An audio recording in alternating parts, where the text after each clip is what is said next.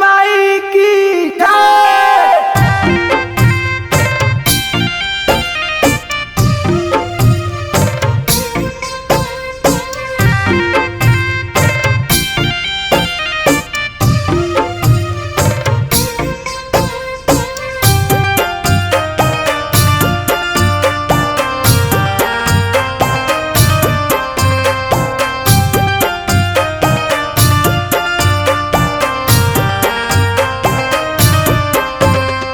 बड़का गाँव के हम कहानी नु हो के सुनावतनी, जहाँ बसली काली माई हो गुण गावतनी। अलख सिंह नाम रहेले गो भक्तनु हो हम बतावतनी।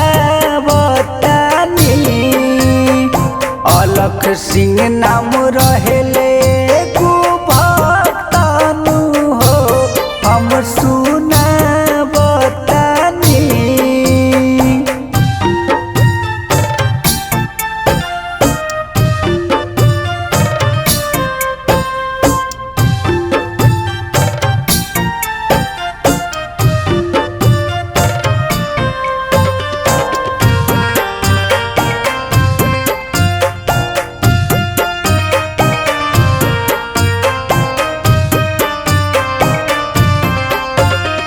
जयंत सिंह पकाली माई के आशीष अपार बा, गवही के मंदिर में पूरा लागल परिवार बा।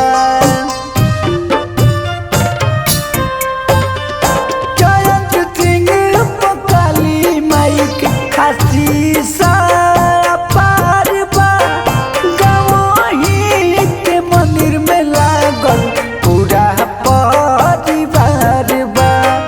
भगती के झंडा लहराइले नु हो इहे सुनावतनी। जयंत सिंह नाम रहेले गो भक्तनु हो हम सुनावतनी। अलख सिंह नाम रहेले गो भक्तनु हो हम सुनावतनी।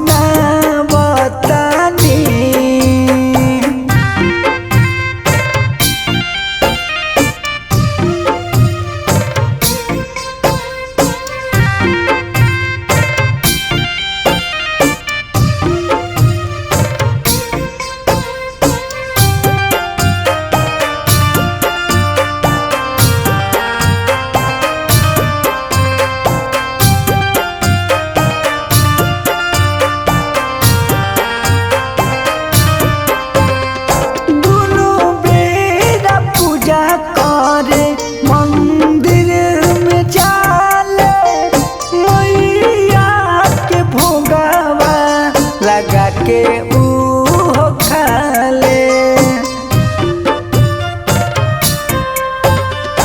दुनु बेरा पूजा करे मंदिर में जाले, मैया के भोगावा लगा के उहो खाले। सुख ही सुख बड़ा सबली हो हम बतावतनी। बंटी सिंह नाम रहे